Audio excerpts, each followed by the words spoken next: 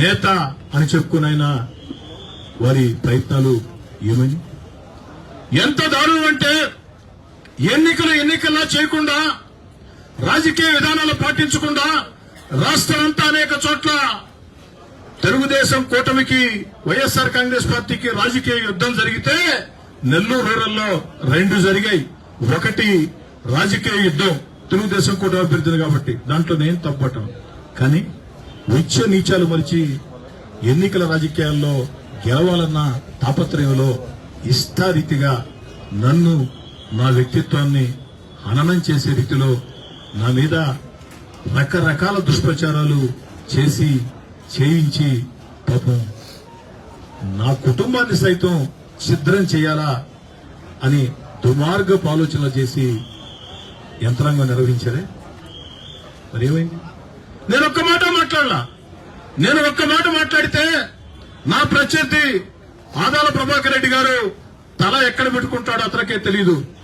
వ్యక్తిత్వాల గురించి నేను గాని మాట్లాడితే, బలహీనతల గురించి నేను గాని మాట్లాడితే, నేను వ్యక్తిగత యుద్ధం ప్రారంభించి ఉంటే నా ప్రత్యర్థి ఆదాల ప్రభాకర్ రెడ్డి తల ఎక్కడ పెట్టుకుంటాడో కూడా తెలియని పరిస్థితి.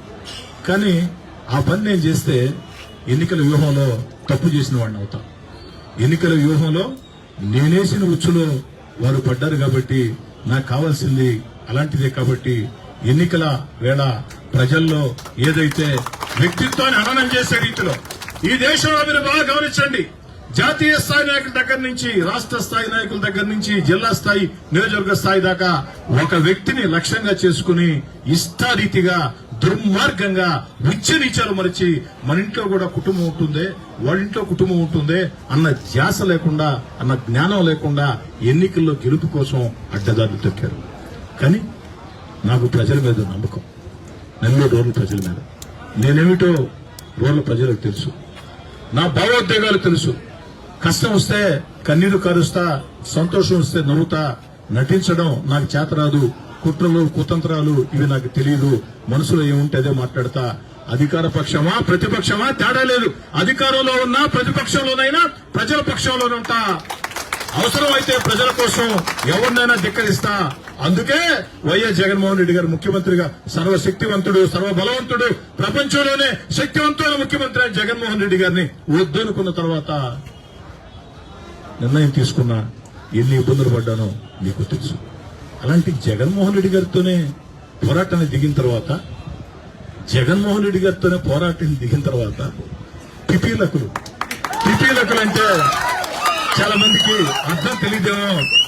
దయచేసి పిపీలకులు 2 6 3 నాకంటే ముందు తెలుగుదేశం పార్టీ జెండా పట్టుకుని పనిచేసినటువంటి నాయకులు, కార్యకర్తలు, నన్ను నమ్మి వచ్చినటువంటి నాయకులు, కార్యకర్తలు పాలు నీళ్లలాగా క్షేత్రస్థాయిలో కలిసి పనిచేశారు. ఇదే సగం బలం నాకని చెప్పని కూడా సరిగ్గా. ఇక మిత్రపక్షాలు, బీజేపీ కార్యకర్తలు, నాకు వివిధ రాజకీయ పార్టీ కార్యకర్తలు సన్నిహిత సంబంధాలు ఉంటాయి. అందులో బీజేపీ కార్యకర్తలతో ఎక్కువ సంబంధాలు ఉంటాయి, విద్యార్థి నాయకుడిగా ఉన్నప్పటి నుంచి. అందుకే 2 ఎన్నికల్లో నా కోసం పనిచేసే అవకాశం వారికి రాలేదు.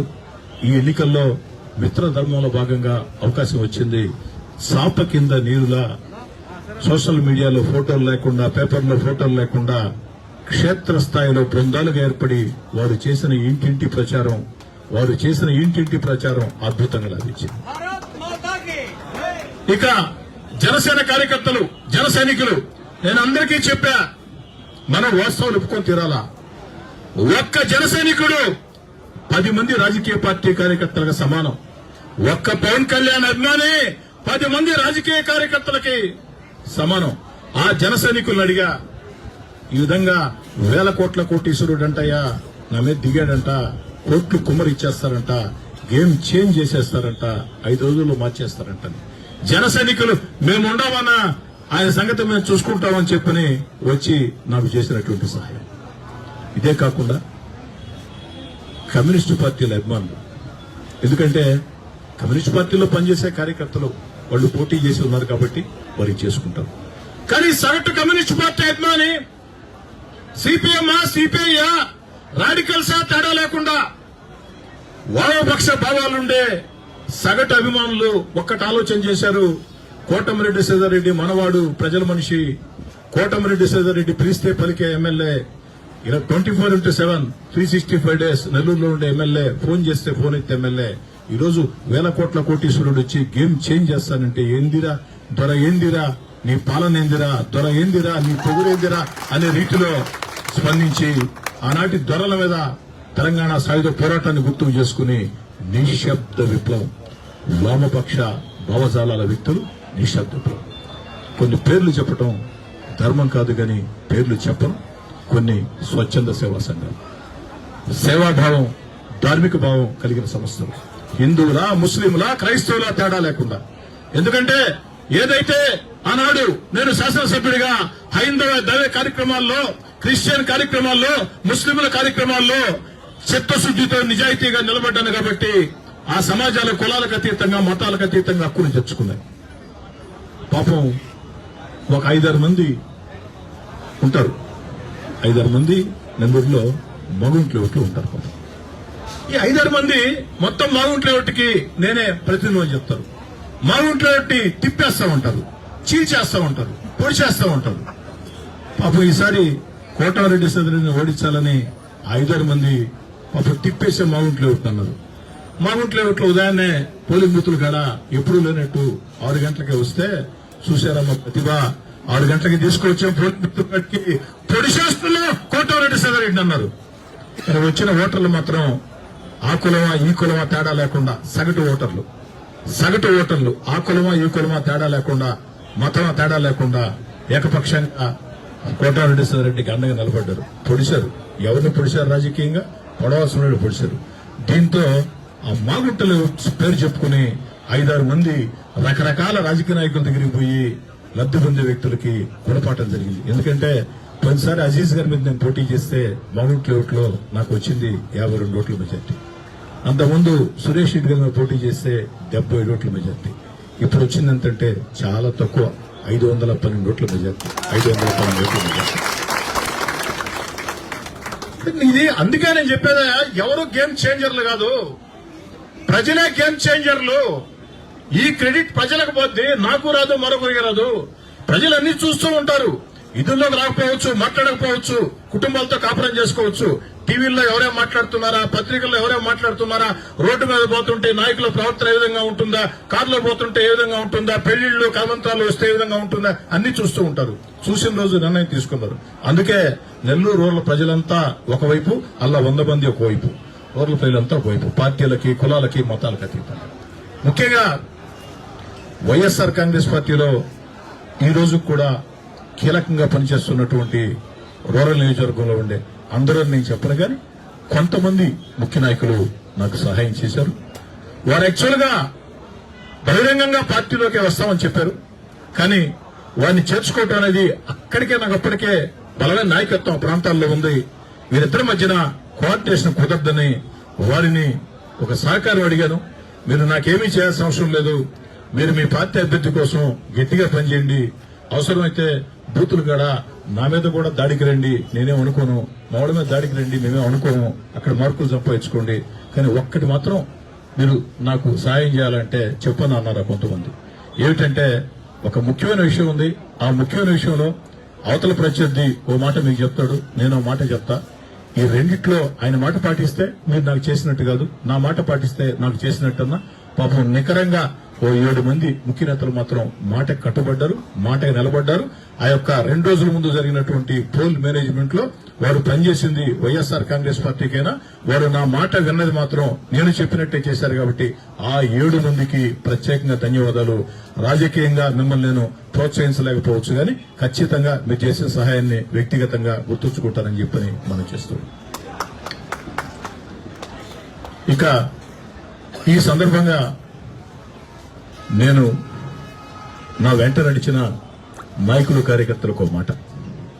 ఏమిటా మాట అంటే, ఎట్టి పరిస్థితుల్లో కక్ష సాధింపులకు తెగవద్దు, ఎట్టి పరిస్థితుల్లో కక్ష సాధింపులకు తెగవద్దు.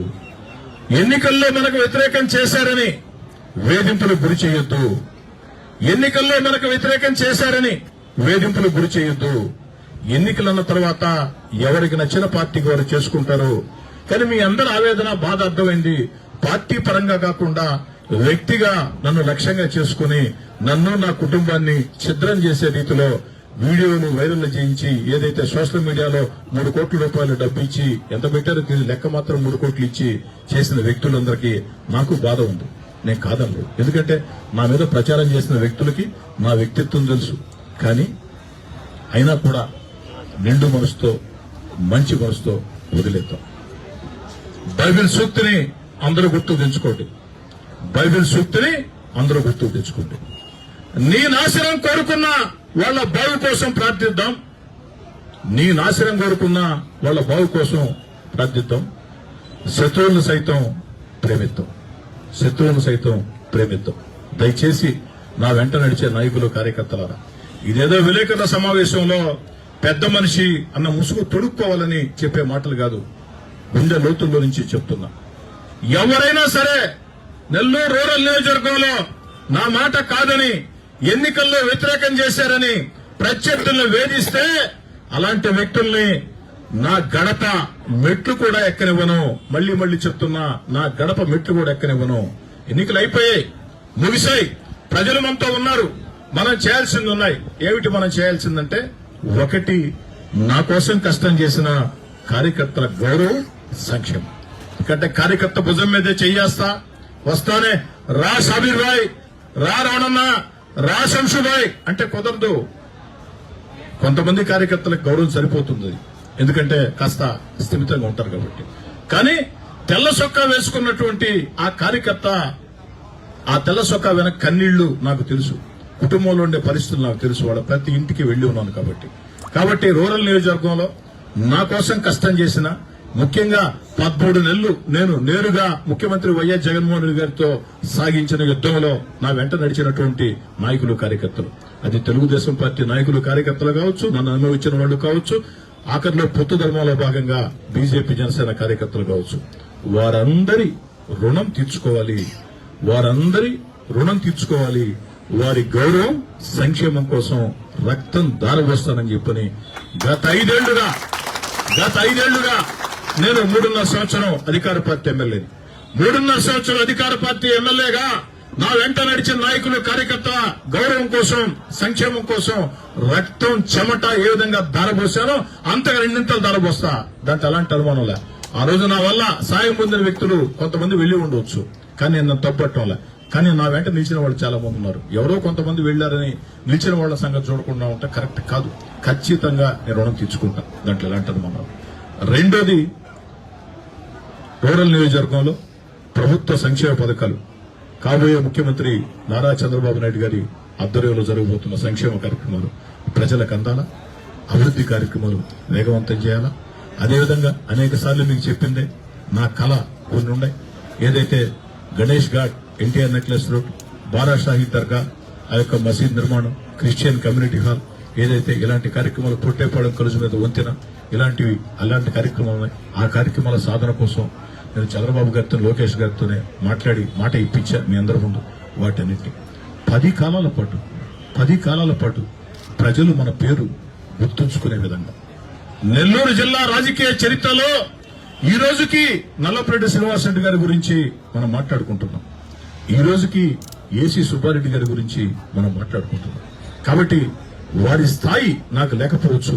నేను మామూలుగా ఒక సామాన్య మధ్యతరగతి కుటుంబీకుడు కావచ్చు. కానీ హై స్కూల్లో విద్యార్థి రాజకీయాలు ప్రారంభించి మీ అందరి సహాయ సహకారాలతో జీవిత ప్రయాణంలో ఎంతో మంది సహాయ సహకారాలతో ఈ స్థాయికి వచ్చారు. కాబట్టి ఆ యొక్క ప్రజల గుండెల్లో 10 కాలాల పాటు నెరవేరే విధంగా ఉండే విధంగా ఎమ్మెల్యే అంటే ఎలా ఉండాలంటే, ఎమ్మెల్యే అంటే కోటమిరెడ్డి సేదరెడ్డిలా ఉండాలా అని చెప్పే విధంగా ముందుకు సాగుతాం. దయచేసి నాయకులు, కార్యకర్తలకు మళ్లీ చెప్తున్నా, నా మాటలు నచ్చుకుంటే నన్ను క్షమించండి. కానీ నా నిర్ణయంలో మార్పు లేదు. దయచేసి అర్థం చేసుకోండి. కక్ష సాధింపులు, వేధింపులు, ఈ విధంగా ఇది కరెక్ట్ కాదు. ఇది దుష్పరిణామాలకి దారితీస్తుంది. దయచేసి ఎన్నికలు అయిపోయినాయి. వాళ్ళు ఎంత పెద్ద ఎత్తున చేసినా 35,000 ఓట్ల మెజార్టీ, 35,000 ఓట్ల మెజార్టీ. ఇది కాదు ముఖ్యం. 18 గ్రామాలు, 26 డివిజన్లు. 18 గ్రామాలు 26 డివిజన్లు. ఒక్క గ్రామంలో ఒక్క డివిజన్లో కూడా మెజార్టీ తెచ్చుకోలేని రాజకీయ పిపీలకుల మీద మనం ఎందుకు బ్రహ్మాస్త్రం? ప్రజలు మనతో ఉన్నారు. ఆ ప్రజల ఆదరణ కాపాడుకుందాం. మళ్లీ చెప్తున్నా, అధికారం చేతికొచ్చిందని రూరల్ నియోజకవర్గంలో ఉంటే నా వెంట నడిచే నాయకులు, కార్యకర్తలారా, అధికారం చేతికొచ్చిందని అధికారం మదం తలకెక్కితే, అహంకారంతో ప్రవర్తిస్తే రాష్ట్రంలో ఈనాడు వైఎస్ జగన్మోహన్ రెడ్డి గారికి ఏ పరిస్థితి వచ్చిందో మనకు కూడా అదే పరిస్థితి వస్తుంది. ప్రజలు విఘ్నులు, ప్రజలు అమాయకులుగా చూడొద్దు. ఈరోజు వేల కోట్ల కోటీశ్వరులు కోట్లు కుమ్మరించిన వారితో పోటీ పడే కనీస స్థాయి ఆర్థికంగా నాకు లేకున్నా మనం వెంట నిలిచారంటే ప్రజలు మన మీద పెట్టిన నమ్మకం. కాబట్టి ఆ నమ్మకాన్ని కాపాడుకోండి. అదేవిధంగా నేను వైఎస్ఆర్ కాంగ్రెస్ పార్టీ నాయకులకి మనం చేస్తున్నాం ఏమిటంటే, వైఎస్ఆర్ కాంగ్రెస్ పార్టీ నాయకులారా, మా మంచితనాన్ని అలుసుగా తీసుకోవద్దు. నా నిర్ణయాన్ని బలహీనంగా భావించవద్దు. ఎందుకని చెప్తున్నానంటే, చాలా మంది వైఎస్ఆర్ కాంగ్రెస్ పార్టీ నాయకులు రెచ్చిపోయారు. 14 నెలలుగా రాజకీయంగా రెచ్చిపోతే పర్వాలేదు, కానీ డ్రగ్స్ సిగరెట్లు అమ్మించారు, గంజా వ్యాపారం చేయించారు, పేకాట క్లబ్బులు నిర్వహించారు, మైనింగ్ అక్రమ రవాణా చేశారు, ఇసుక కొల్లగొట్టారు. ఇవన్నీ వాస్తవాలు కాదా? భూదందాలు చేశారు, దళితుల భూములు ఆక్రమించుకున్నారు. దళితుల భూముల ఆక్రమణ, క్రికెట్ బెట్టింగులు, ఎన్నికల బెట్టింగులు, గంజా వ్యాపారం, డ్రగ్స్ సిగరెట్లు, ఇసుక అక్రమ రవాణా, ఈ దందాలు చేసిన వైఎస్ఆర్ కాంగ్రెస్ పార్టీ నాయకులారా, స్వస్తి పలకండి. అలా కాదు, కోటమిరెడ్డి శ్రీధర్ చెప్పాడు కదా అంటే దాని అర్థం రాజకీయంగా మేము కక్షాదింపులు చేయమని. కానీ మా ఇష్టారాజ్యంగా మేము డ్రగ్స్ సిగరెట్లు అమ్ముతాం. పాపం అనేక కేసుల్లో, అనేక ప్రాంతాల్లో డ్రగ్స్ సిగరెట్ దొరికే పరిస్థితి నాడు ఈ 14 ఎక్కువైనాయి. మీరు బాగా గమనించండి. ఇది చేసేది ఎవరంటే వైఎస్ఆర్ కాంగ్రెస్ పార్టీ ముఖ్యమైన నేతలు కొంతమంది, ముఖ్యమైన నేతల కుమారుడు కూడా కొంతమంది చేస్తున్నారు. అలాంటి వాళ్ళు మాత్రం ఫుల్ స్టాప్ పెట్టండి. అది ఫుల్ స్టాప్ పెట్టమంటే మేము క్రికెట్ బెట్టింగులు చేస్తాం, పేకాడ క్లబ్లు నిర్వహిస్తాం, ఇసుక అక్రమ రవాణా చేస్తాం, క్వాడ్జ్ అక్రమ రవాణా చేస్తాం, డ్రగ్స్ సిగరెట్లు అమ్ముతాం, గంజాయి సిగరెట్లు అమ్ముతాం, భూదందాలకి పాల్పడతాం అని వైఎస్ఆర్ కాంగ్రెస్ పార్టీ నాయకులు తమ పందాన్ని కొనసాగిస్తే, చట్టం తన పని తాను చేయటం కాదు, చట్టం తన పని చాలా కఠినంగా చేస్తుంది. ఒక్క చట్టమే కాదు, మీరు చట్ట వ్యతిరేక కార్యకలాపాలకు పాల్పడకుండా పద్ధతిగా మీరుంటే మీ జోలికి ఎవరు రాదు. కానీ ఈ యొక్క అక్రమాలే కాకుండా సోషల్ మీడియా ఒకటి ఉందని ఇష్టారీతిగా పోస్టింగ్లు పెట్టే వైఎస్ఆర్ కాంగ్రెస్ పార్టీ నాయకులారా, దానికి స్వస్తి ఈ నిమిషంతోనే పలికే ఉంటారు. నాకు తెలిసి నిన్నటి విజయం మీ గుండెలు అదిరించి ఉంటుంది. ఆ విషయం నాకు కూడా తెలుసు. రాత్రి వేళ మీకు నిద్ర కూడా పట్టి ఉండదు, ఆ విషయం కూడా నాకు తెలుసు. కానీ ఈ రాత్రికి ప్రశాంతంగా నిద్రపోండి. నేను ఎవరిని వేధించను, ఎవరిని ఇబ్బంది పెట్టను. కానీ అందులో ఒక క్లాజ్ ఉంది, చట్ట వ్యతిరేక కార్యకలాపాలకి మీరు పాల్పడకుంటే మీ జోలికి రాం. అలా లేదు, మేము పాల్పడతా ఉంటే చట్టం కఠినంగా చేయటమే కాకుండా ఏదైతే కోటమిరెడ్డి శ్రీధర్ రెడ్డి కూడా అలాంటి విషయాల పట్ల మీ పట్ల కఠినంగా ప్రవర్తిస్తాడు. ఇష్టారీతిగా సోషల్ మీడియా పోస్టింగ్లు పెట్టినా రాజకీయంగా మాట్లాడండి, తప్పులేదు, స్వేచ్ఛ ఉంది. కానీ స్వేచ్ఛ ఉందని కొన్ని యూట్యూబ్ ఛానల్స్ ఉన్నాయని మనం ఏమిస్తే అది వారి సీనియారిటీ ఎంత, వారి నాయకత్వ స్థాయి ఎంత లేకుండా ఏకంగా వారు మాట్లాడి 22 నిమిషాలు మొత్తం ఇస్తున్నారని చెప్పని ఎగిరిగిరి పడ్డారే, అది ఇక ఆపండి. అది గాని చేస్తే, ఆ చట్ట వ్యతిరేక కార్యక్రమాలు చేస్తే డ్రగ్స్ సిగరెట్ అమ్మే వాళ్ళని వదలం, గంజాయి వ్యాపారం చేసే వాళ్ళని వదలం, ఇసుక అక్రమ రవాణా, బని అక్రమ రవాణా చేసే వాళ్ళని, పేకాట క్లబ్బులు నిర్వహించే వాళ్ళని, క్రికెట్ బెట్టింగులు పాల్పడే వాళ్ళని, అదేవిధంగా కిరసనాయిల్ అక్రమ రవాణా చేసేవాళ్ళను కూడా ఎందుకంటే కొంతమంది వైఎస్ఆర్ కాంగ్రెస్ పార్టీ నాయకులు పెట్రోల్ కిరోసిన్ ఏదైతే అక్రమ రవాణా పాల్పడుతూ ఉన్నారు వారిని మాత్రం వారు మానుకుంటే ఓకే. మీరు గతంలో చేసి ఉండొచ్చు, ఇప్పుడు సాగు. ఇక్కడ ఉండేది తెలుగుదేశం పార్టీ కోటా ప్రభుత్వం, ఇక్కడ ఉండే ఎమ్మెల్యే కోటమిరెడ్డి శ్రీధర్రెడ్డి, దాన్ని గుర్తుంచుకోండి. అదేవిధంగా దళితుల భూములు ఆక్రమించిన వైఎస్ఆర్ కాంగ్రెస్ పార్టీ నేతలారా వెంటనే ఖాళీ చేయండి. ఎవరు ఆక్రమించారో నాకు తెలుసు. 3 వైఎస్ఆర్ కాంగ్రెస్ పార్టీ కార్పొరేటర్లు, వారికి అర్థమై ఉంటుంది, టీవీలో ఫేస్బుక్ లో చూస్తూ ఉంటారు. 3 వైఎస్ఆర్ కాంగ్రెస్ పార్టీ కార్పొరేటర్లు స్థలం చెప్పంటావు స్థలం ఎందుకని ఆక్రమించున్నారు ₹1,00,00,000. కాబట్టి వెంటనే ఆ దళితుల భూముల్ని వదిలేయండి. అట్లా కాదు మా ఇష్టం వచ్చినట్టు చేస్తామంటే వీలు కాదు. అదేవిధంగా నేను మళ్లీ చెప్తూ ఉన్నా, కక్ష సాధింపులు, వేధింపులు, వెంటాడటం నెల్లూరు రూరల్ ఎమ్మెల్యే కార్యాలయం నుంచి జరగవు. ఒకవేళ నా వాళ్ళు ఎవరైనా చేసినా నా గడప మెట్లు కూడా ఎక్కనివ్వను. ఎవరైనా నా వాళ్ళు చేస్తే వేధింపులకు గురైన వాళ్ళు నేరుగా నాకు ఫోన్ చేయొచ్చు, తప్పులేదు. 1-2 సార్లు ఫోన్ చేస్తే మీకు అర్థమవుతుంది ఏ విధంగా నేను స్పందిస్తానని. ఇంత దూరం నేను చెప్పిన తర్వాత మా వాళ్ళెవరు నా మాట జవ దాడతారని చెప్పని నేను చెప్పను, కానీ వాళ్ళు జవ దాటినా కూడా నాకు నేరుగా చెప్తే నేను కఠినంగా తీసుకుంటా. అయితే ఎంతవరకు ఇది మీరు పద్ధతిగా ఉన్నాం. మా అక్రమాలు మేము చేస్తాం, మా చట్టం వ్యతిరేకాలు మేము చేస్తాం, మిమ్మల్ని ఎవరేం చేస్తాం అనుకుంటే ఎవరు మిమ్మల్ని కాపాడలేరు. దాంట్లో ఎలా అంటారు, ఎవరూ కాపాడలేరు. కొంతమంది చెప్తూ ఉన్నారంట వైఎస్ఆర్ కాంగ్రెస్ పార్టీ నాయకులు, కోటమిరెడ్డి శ్రీధర్రెడ్డికి మాకు పడదు. జిల్లాలో చాలా మంది తెలుగుదేశం పార్టీ ఎమ్మెల్యేలు మాకు తెలుసు, కీలక నేతలతో మాకు బంధుత్వాలు ఉన్నాయి. నాయనా ఇది రూరల్ రా తమ్ముడు, నా పేరు కోటమిరెడ్డి శ్రీధర్రెడ్డి, సంటిగాడు లోకల్. కోటమిరెడ్డి శ్రీధర్రెడ్డి లోకల్. రూరల్లో చట్టం గీస్తే ప్రజల ఆకాంక్ష ప్రకారం ఏ నిర్ణయం తీసుకోవాలనో ఆ నిర్ణయం ఒక్క కోటమిరెడ్డి శ్రీధర్రెడ్డి తీసుకుంటాడు.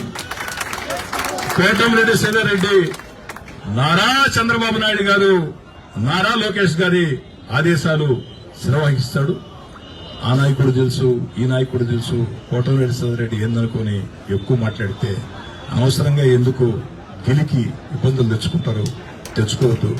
ఇదొక చట్రం. Nellore rural Telugu Desam party fort. ఈ తెలుగుదేశం పార్టీ ఫోర్ట్ కి ఒక సోల్జర్ కోటమిరెడ్డి శ్రీధర్రెడ్డి, అది గుర్తుంచుకుంటాం. ఇక ఇంతసేపు మాట్లాడాలని లేదు, చాలా సింపుల్ గా మాట్లాడదాం అనుకున్నా. మీ అందరినీ చూసిన తర్వాత చాలా సంతోషం కలిగి, ఇక్కడ ఎన్నికలు అయిపోయినాయి, రోజు కూడా నటించేందుకు మాట్లాడాలా, తప్పు ఒప్పు ప్రజలు నిర్ణయించుకుంటారు, గుండె లోతుల్లో నుంచే మాట్లాడదామని మాట్లాడా. ఇక కొంతమంది వ్యాపారస్తులు నాకు పెద్ద ఎత్తున అండగా నిలబడ్డారు. వారి పేర్లు చెప్పడం మంచిది కాదు. నేను పేర్లు చెప్పాలని స్వయంగా వాళ్ళకే ఫోన్ చేశాను, కానీ వాళ్ళు ఇష్టపడలేదు. దయచేసి అన్న అర్థం చేసుకోండి. కొంతమంది వ్యాపారస్తులు, మరీ ముఖ్యంగా రియల్ ఎస్టేట్ వ్యాపారస్తులు, అదేవిధంగా కాంట్రాక్టర్, రియల్ ఎస్టేట్ వ్యాపారులు, కొంతమంది కాంట్రాక్టర్లు ఈ ఎన్నికల వేళ ఈ యుద్ధంలో నా వెనుక అండగా నిలిచారు. వారి సేవల్ని ఎప్పటికీ మర్చిపోనని చెప్పని, నా కోసం ఎన్నికల్లో కష్టం చేసిన ప్రతి కార్యకర్త, నాయకుడు రుణం ఏ విధంగా తీర్చుకుంటానో, నాకు ఎన్నికల్లో తెర వెనుక సాయం చేసిన ఆ యొక్క వ్యాపారస్తులు ఖచ్చితంగా వారు ఇచ్చినటువంటి అభిమానాన్ని ఎప్పటికీ కాపాడుకుంటానని చెప్పని కూడా మాట ఇస్తూ మళ్లీ చెప్తూ ఉన్నా, రూరల్ నియోజకవర్గంలో నాయకులారా, కార్యకర్తలారా, ఒకే ఒక్క మాట దయచేసి అర్థం చేసుకోండి. మీరు నా కోసం కష్టం చేశారు, నేను రుణం తీర్చుకుంటా. దయచేసి ప్రత్యర్థుల మీద వేధింపులు పాల్పడదు. ఇక నా మాటలు ముగించే ముందు అనేక సంస్థల గురించి చెప్పా, నా కోసం పనిచేసిన సంస్థలు, వివిధ పార్టీ నాయకుల గురించి చెప్పా. పేర్లు చెప్పాలంటే కొన్ని 100, 50, 10 రకరకాల స్థాయిలు ఉంటాయి కాబట్టి క్లస్టర్ ఇన్ఛార్జి దగ్గర బూత్ ఇన్ఛార్జి దాకా. కానీ ఒక్క వ్యక్తి గురించి చెప్పుకుంటే దేవుడు మనకు క్షమించడు. ఎందుకంటే ఆ వ్యక్తి బయటవాడై ఉంటే ఎప్పుడో చెప్పుండేవాడిని. కానీ ఆ వ్యక్తి నా తల్లి కడుపున నాకు తర్వాత పుట్టినోడు.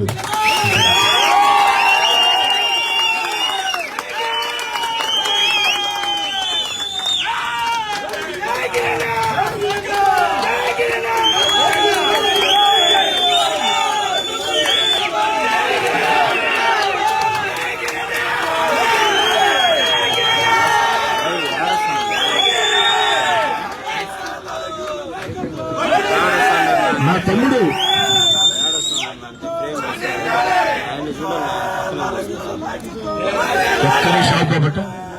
ఒక్కరి షాప్ అయ్యట. నా తమ్ముడు కాబట్టి, నా తమ్ముడు కదా, నా తమ్ముడు గురించి నేను చెప్పేది ఏమిటంటే, చెప్పకూడకుంటే దేవుడు క్షమించడు. కానీ ఎన్నికల్లో మైకుల్లో మాట్లాడుతూ ప్రజల్ని కలుస్తూ వెళ్ళా. వాడు అంటే నా తమ్ముడు కోటమిరెడ్డి గిరి సమస్తం నెత్తినేసుకుని ఈరోజు ఒక 1000 కోట్ల కోటేశ్వరుడితో ఆర్థికంగా పోటీ పడగలుగుతావా అంటే, అన్నా నేనున్నానని వాడికి ఎప్పుడూ జీవితంలో నేను ఉపయోగపడలేదు. కానీ వాడు నాకు ఉపయోగపడ్డాడు. వాడికి నేను మంచి అన్ననో కాదో నాకు తెలియదు. కానీ నాకు మాత్రం కోటమిరెడ్డి గిరి నా తల్లిదండ్రులెంతో, నా భార్య బిడ్డలెంతో అంతకంటే ఎక్కువ అని మాత్రం.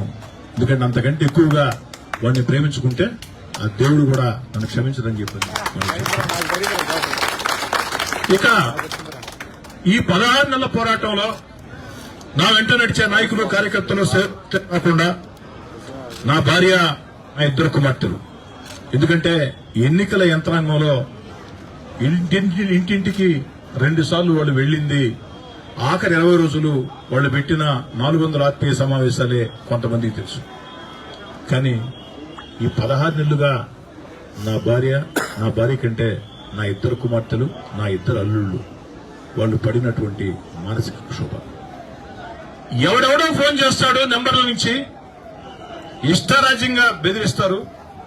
నీ కొడుకు స్కూల్కి వెళ్ళాడు, నీ కుమార్తె స్కూల్కి వెళ్ళింది, సాయంత్రాన్ని రాకపోవచ్చని ఒక ఎమోషనల్ కర్కశ దుర్మార్గ బ్లాక్ మెయిల్. నా బిడ్డలకు ఒకే మాట చెప్పాను నేను, తిరగబడదాం, పోరాడుదాం. పోరాడితే పోయేదేమి లేదు, బానిస సంఖ్యలు తప్ప. ఈ పని చేస్తారని నాకు తెలుసు. అన్నింటికీ తెగించి వచ్చా. నా బిడ్డలుగా, నా భార్యగా మీరు తెగించాలా? ఎవరు ఫోన్ చేసినా ఎక్కడికి రమ్మంటారా, రా తెలుసుకుందాం, పిలవండి. ఎనీ సెంటర్, అది పులివెందులైనా ఓకే, ఇబ్బంది లేదు, ఎక్కడికి తెలుసుకుందాం అని చెప్పాను. నేను చెప్పిన తర్వాత నా భార్య, నా కుమార్తె తెగించి పోరాటం చేశారు. ఇంటింటి ప్రచారమే చాలా మందికి తెలుసు, ఆత్మీయ సమావేశాలు తెలుసు. కానీ వాళ్ళు ఈ 16 నెలలుగా పడినటువంటి మానసిక క్షోభం ఎంత దుర్మార్గం అంటే, నా మీద కొన్ని నీచమైన పోస్టింగ్లు పెట్టి వాళ్ళ సెల్ ఫోన్లకి వాట్సాప్ పంపించినటువంటి దుర్మార్గం. నేను అడుగుతున్నాను, మురళి గారు, టీవీలో మురళి గారు, దేవా గారు, బాలకృష్ణ గారు, మనందరం అడుగుతున్నా, రాజేష్ గారు, అందరిని అడుగుతున్నా, మొత్తం అందరిని అడుగుతున్నా, మీ మీద వ్యక్తిగతంగా నీచంగా పోస్టింగ్లు పెట్టడం ఒక తప్పు అయితే, ఆ పోస్టింగుల్ని మీ ఇంట్లో మీ భార్య బిడ్డలకి సెండ్ చేయటం ఎంతవరకు తప్పు, ఎంత దుర్మార్గం తప్పు. అయినా కూడా నా భార్య, నా 2 బిడ్డలు, నా 2 అల్లుళ్ళు తెగించి పోరాటం చేశారు. పోరాటం మా రక్తంలో ఉంది. వయసు సహకరించలేదు కానీ 18 సంవత్సరాల వయసు వచ్చి ఉంటే నా మనవుడు, నా మనవరాలు కూడా అదే పోరాటం చేసిండే వాళ్ళని రాజకీయ పద్ధతిలో చేస్తారు. కాబట్టి ఒక అద్భుతమైన విజయం అందించినటువంటి ప్రజలందరికీ, నా కోసం కష్టం చేసిన నాయకులు, కార్యకర్తలందరికీ, ప్రత్యక్షంగా పరోక్షంగా సహకరించిన వారందరికీ, మీడియా మిత్రులకి, ముఖ్యంగా మీడియా మిత్రులకు మాత్రం నేను బహిరంగంగా క్షమాపణ చెప్తున్నాను. ఎందుకంటే ఎన్నికల వేళ నాకున్న ఒత్తిడిలో, నాకున్న ఇతరత్ర ఇబ్బందుల్లో మీడియాకి నేను ఎలాంటి సహకారం అందించలేకపోయింది. ఏ మీడియా సంస్థ కూడా రిక్వెస్ట్ చేసి చెప్పుకున్నా, అయ్యా నా పరిస్థితి అర్థం చేసుకోండి అని చెప్పారు. దాదాపు 90% మంది అర్థం చేసుకున్నాం. కాబట్టి మీడియా మిత్రులారా, ఎన్నికల వేళ మాత్రమే వచ్చే నాయకులు కొంతమంది ఉంటారు. కానీ మీ కోటమిరెడ్డి సదారెడ్డి 365 days మీ కుటుంబ సభ్యులకు ఉండేవాడు. ఆ రోజు నా పనుల ఒత్తిడిలో, నా అవసరాల ఒత్తిడిలో, అవసరాల ఇబ్బందుల్లో మీడియాకి నేను ఉపయోగపడలేకపోయాను. కానీ ఎప్పటికీ మీ కోటమిరెడ్డి సదారెడ్డి ఉపయోగపడతాడు. గత 3.5 సంవత్సరం అధికార పార్టీ ఎమ్మెల్యేగా మీకు ఏ విధంగా నేను అండగా నిలిచాను, నేనేదో ఉత్తరించానని చెప్పాను. కానీ మీకు మంచి స్నేహితుడిగా ఒక ఎమ్మెల్యేని కాకుండా ఉన్నాను, అదేవిధంగా ఉంటానని చెప్పని మనం చేస్తూ మరోసారి రూరల్ ప్రజలందరికీ ధన్యవాదాలు. నా బాధ్యత పెంచారు. 1,000 కోట్ల కోటీశ్వరుడి మీద అతి భారీ మెజార్టీ అందించారు. 26 డివిజన్లో 18 గ్రామాల్లో డివిజన్ ఆ గ్రామం తేడా లేకుండా ఓటేశారు. దాన్ని ఎప్పటికీ గుర్తుంచుకుని 10 కాలాల పాటు మీ గుండెల్లో ఉండే విధంగా పనిచేస్తానని తెలియజేసుకుంటూ సెలవు తీసుకుంటాను. ఎంతసేపైనా సార్ మీ ఇష్టం.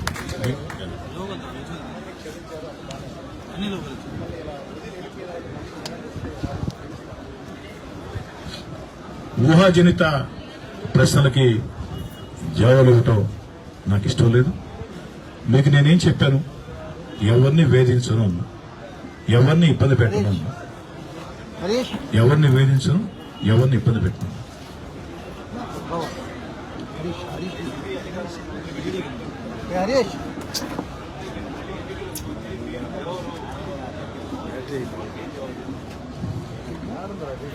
తమ్ముడు TV5 రాజేష్ గారు, తమ్ముడు అనిల్ గురించి మీరు మాట్లాడారు అంతే కదా. అది అనిల్ విచక్షణకే వదిలేస్తా. ఆ రోజు అనిల్ సవాల్ చేసిన రోజు నేను స్పందించలా. ఎందుకంటే ప్రజలు ఆ సవాల్కి జవాబు ఇచ్చేశారు. కాబట్టి సవాల్ విసిరిన వ్యక్తులు నిర్ణయాలు తీసుకోవాలి తప్ప దాని మీద నేను కామెంట్ చేసి ముందే పాపం జిల్లాలు దాటి వేరే జిల్లాకి వెళ్లి అక్కడ కూడా భారీగా ఓడిపోయి 7 అసెంబ్లీ సీట్లు వైసీపీ ఓడిపోయి బాధలో తమ్ముడు అనిల్ ఉంటే ఆ బాధలో ఉన్న తమ్ముడు అనిల్ని మరింత వ్యాఖ్యలు చేయడం నాకు ఇష్టం లేదు. దయచేసి అర్థం చేసుకోండి.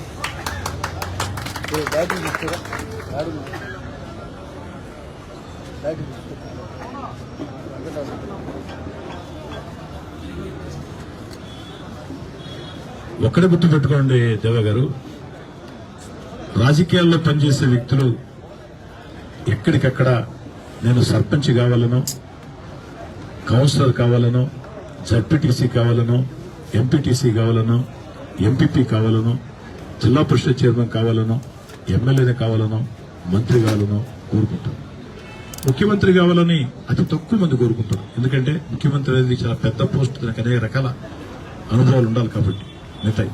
కాబట్టి మంత్రి పదవి మీరు ఆశీటం లేదా అంటే, నేను ఆశీటం లేదని చెప్తే అది పచ్చి అబద్ధం. ఖచ్చితంగా ఆశిస్తాం. కానీ నిర్ణయం చంద్రబాబు గారి ఇష్టం, చంద్రబాబు గారి ఆదేశాలే శిరోధారి.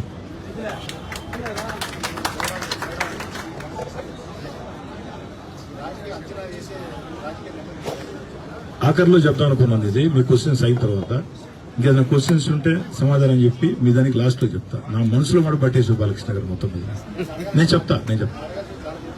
చెప్పేశాను. రైట్. ఇంకా సార్ పెరిగి క్వశ్చన్ సార్ సురేంద్ర గారు అయినా ఇంకా ఇంకెవరు? నేను కొత్త సేదారెడ్డి కాదు, గతంలో ఏ సేదారెడ్డి ప్రదేశ్ సేదారెడ్డి నేను వచ్చాను. ఒక్క మాట వాస్తవాలు ఒప్పుకొని తీరాలా. తొలిసారి ఎమ్మెల్యేగా నేనే పొరపాటు చేయలా. రెండోసారి ఎమ్మెల్యేగా తొలి 3 నెలలు అది నేను చేశానా, నా వెంట నడిచే నాయకులు కార్యకర్తలు చేశారా, అది పక్కన పెడితే. ఎందుకంటే నా వెంట నడిచే నాయకులు కార్యకర్తలు ఎత్తిన ఆ మట్టి ఎత్తేసి నేను తప్పించుకోవడం నాకు ఇష్టం లేదు. బాధ్యత నేను తీసుకోవాల్సిందే. ఆ తొలి 3 నెలలు రూరల్ ఎమ్మెల్యే కార్యాలయం నుంచి కొన్ని పొరపాట్లు జరిగాయి. ఈ జరిగిన విషయం అప్పుడే నేను చెప్పా, ఇక జరగవని చెప్పా. కాబట్టి ఆ మిగతా 4 సంవత్సరాల 9 నెలలు మీరు నా దగ్గర నుంచి నా మీద మీకు ఎలాంటి ఫిర్యాదు అదేవిధంగా ఇప్పుడు సాగుతుంది తప్ప కొత్త సీతారెడ్డి ఏం కాదు. ఆల్రెడీ గతంలో ఏ విధంగా కోటమిరెడ్డి సీతారెడ్డి ఉన్నాడు. జరిగిన పొరపాట్లు రెండోసారి ఎమ్మెల్యే గెలిచిన తర్వాత తొలి 3 నెలలు.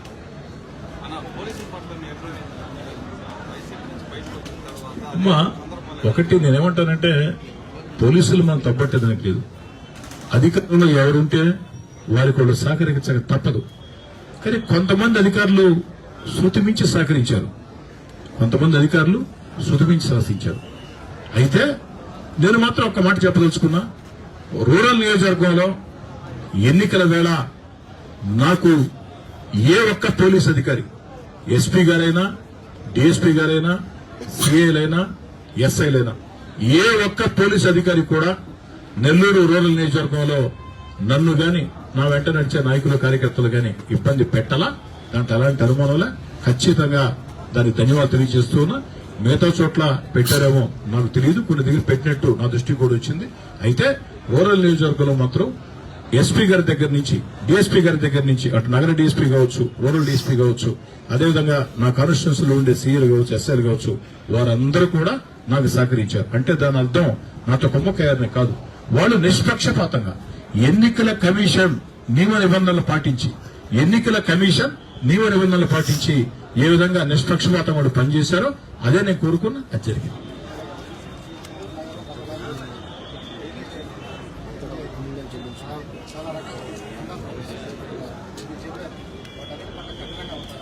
నూటికి 100%. మీరు బాలకృష్ణ గారు ఒకటి అర్థం చేసుకోండి సార్, వీళ్ళలో వైఎస్ఆర్ కాంగ్రెస్ పార్టీ వాళ్ళైనా ఇంకెవరు లేరా అని అంటే అది కరెక్ట్ కాదు. కానీ ఇక్కడ కావాల్సింది పార్టీలు కాదు, ఇక్కడ కావాల్సిన అధికారం ఏడుంటాడు. అధికారంలో ఉండే వ్యక్తులు ప్రోత్సహించుకుంటే ఏ బాధ ఉండదు. నేను ప్రోత్సహించలా, నా 3.5 సంవత్సరం అధికార పార్టీ ఎమ్మెల్యేగా నేను ప్రోత్సహించలా. ఆ తర్వాత ఎంత విధంగా గంజాయి బ్యాచ్ పెట్టిపోయిందో మీరు చూశారు. ఇప్పుడు అధికారం మారింది కాబట్టి వాళ్ళు ఖచ్చితంగా అధికారం వైపు చూస్తారు. కానీ అలాంటి వాళ్ళని ఉపేక్షించే ప్రశ్న, వారు ఏ పార్టీ అన్నది ముఖ్యం కాదు. ప్రస్తుతానికి చేసేవాళ్ళు వైఎస్ఆర్ కాంగ్రెస్ పార్టీ నాయకులు కాబట్టే చెప్పా, వారు ఏ పార్టీ ముఖ్యం కాదు. కఠినంగా వ్యవహరిస్తాం, నేను కాదు, చట్టం కఠినంగా వ్యవహరిస్తుంది, నేను కూడా చాలా కఠినంగానే ఉంటా. ఇక ప్రజాశక్తి బాలకృష్ణ గారు ఒక ప్రశ్న అడిగారు. ఇది బాలకృష్ణ గారే కాదు, నిన్నటి నుంచి అనేక వెబ్సైట్స్ లో వార్తా కథనాలు వస్తున్నాయి. ఏమిటంటే ఎంతో మంది సెఫాలజిస్టులు ఎన్నికల ముందు 120, 130, 160 కూడా చెప్పారు. అదేవిధంగా చాలా మంది అటు వైఎస్ఆర్ కాంగ్రెస్ పై వస్తాయని చెప్పారు. వీటన్నిటికీ భిన్నంగా 16 నెలల ముందే వైఎస్ఆర్ కాంగ్రెస్ పార్టీకి నేను దూరంగా జరిగిన తర్వాత నిండు శాసనసభలో రూరల్ నియోజకవర్గ ప్రజా సమస్యల పరిష్కారం కోసం ఏకదాటిగా 6 గంటల పాటు నిలబడి చేతిలో ప్లే కార్డు పట్టుకుని మాట్లాడే అవకాశం కల్పించమని, నా సమస్యలు పరిష్కరించమని, ఆ ప్రజా సమస్యలు పరిష్కరించమని స్వయంగా ముఖ్యమంత్రి గారిని కోరిన తీరు.